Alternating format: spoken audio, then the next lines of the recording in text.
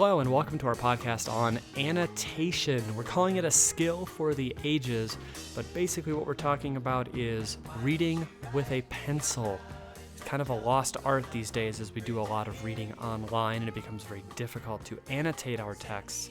But the art of annotation is exceptionally important in the cycle of learning. So let's go ahead and see what we're talking about. So annotation itself comes from the Latin roots that are embedded in it. An means to or toward, and notate or note means to take a note or to make a note. Therefore, annotation is the noun form of taking notes or making notes based on what you've read. And annotation is truly what successful readers do.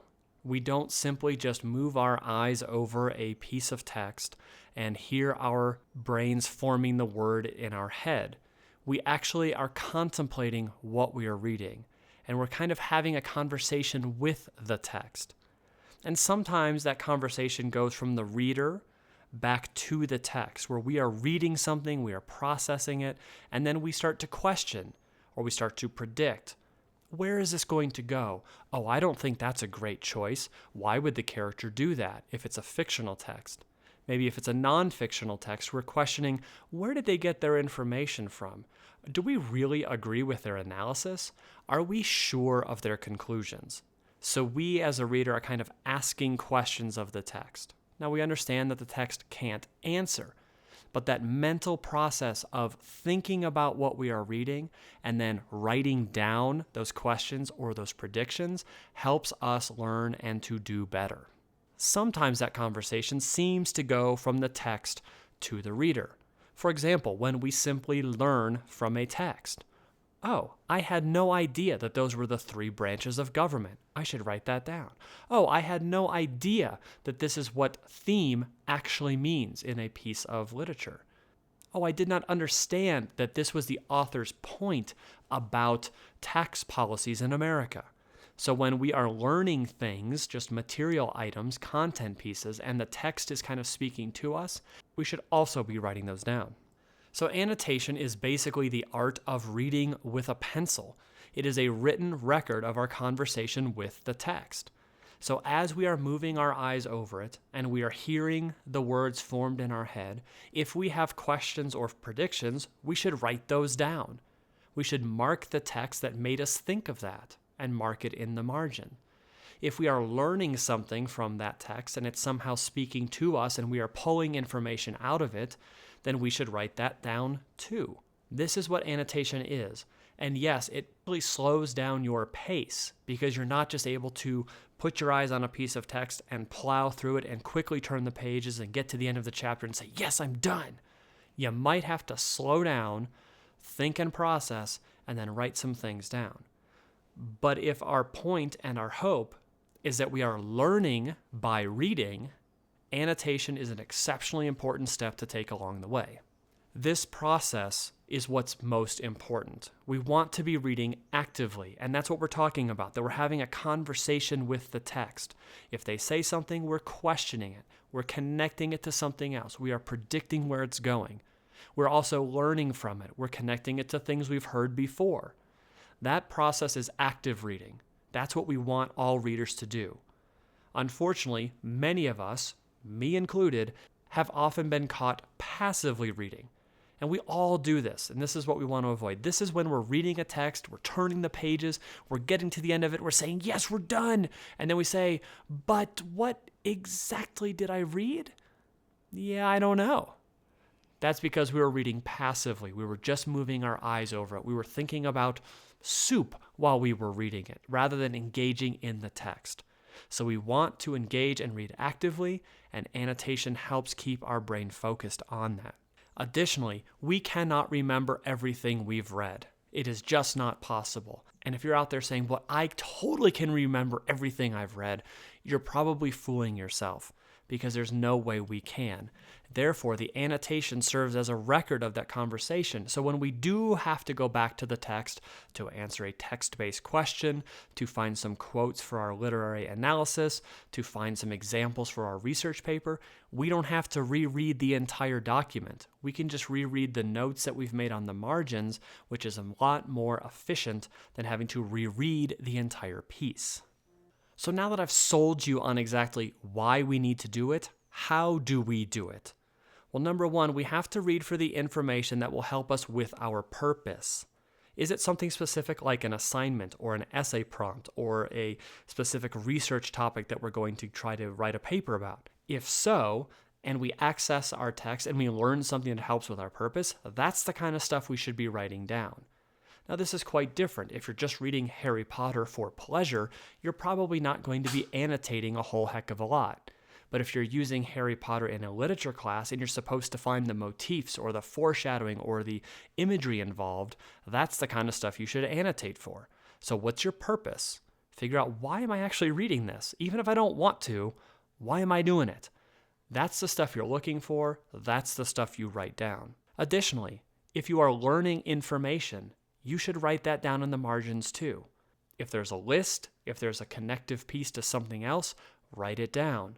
If we're connecting what we're reading to something new, write that down. That's the kind of stuff. And the point is, we need to write it down in the margins. This is drastically different than just taking a highlighter and going crazy nutty on a text. We've seen too many students do that, where we say, please read and annotate for this purpose. They pull out their yellow highlighter and they just highlight everything.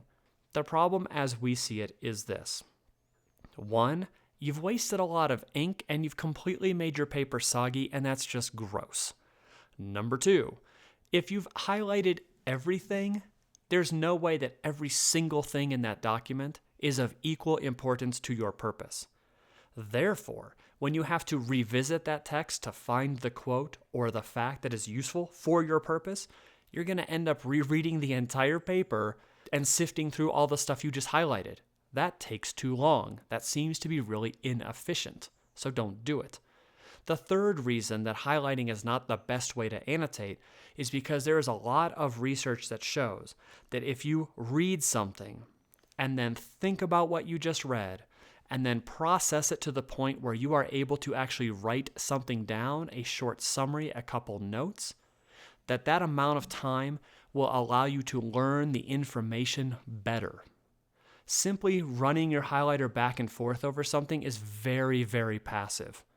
But there's something about reading actively, thinking about what you're reading and processing it, and then annotating with notes in the margin that leads to better understanding, leads to better remembering. And that's our hope with reading. So there will be times when we are either passively reading, and so we're not paying attention, or we are reading something that is exceptionally difficult and we find that we can't even process what we've read and we can't even write anything down in the margins. So what should we do? 1, we need to commit to stopping and slowing down and refocusing. And once we have committed to stop thinking about soup and really committed to reading the text in front of us, here are some things we can do. Number 1, we're going to reread, but we're going to refocus and actively read. Or number 2, we're going to slow our pace. You can't read Harry Potter at the same pace that you read a dense U.S. government textbook. And if you think you can, you are mistaken. Slow down with the government textbook. Number 3, perhaps try to figure out one more key vocabulary word. Use some of those great SAGE strategies that we've talked about in terms of figuring out vocab words in context. Look for a synonym. Look for an antonym. Figure it out from general context, or perhaps they've given you an example. But either way, try to find one more key vocabulary word while you reread. Or perhaps number 4, reread, but try to make one more connection to some other text or to some other piece that you've learned. You'll notice that all of these potential strategies involve rereading, and that is good, but it can't be done just alone. If you're not understanding something to the point where you can't write it down in the margins, yes, you should reread, but you have to reread differently. Slow your pace, make a connection, look for a different word, etc. That's what we need to do while we are rereading, and that will help us gain comprehension again, allow us to process something, and then allow us the chance to write it down in the margins so that when we revisit the text, we have something to scan for more understanding. So that's it in terms of annotation. This is going to be a lifelong skill for you. I think if you look at adults' books that they are reading, manuals they have to understand for work, documents that they have to understand for their evaluation, or for anything like that, adults are going to read and annotate in the margins. Therefore, as students, we should practice that skill. Let's read, let's understand what we're reading, let's learn from it, and let's make those notes in the margins in order to help us retain that information better and allow us to be more efficient when we need to re-access that text for the specific purpose that we were reading it for in the first place. As always, thank you so much for listening. If you have any questions, please go ahead and bring those into class and we'll get those all squared away. Otherwise, thanks, and we'll see you soon.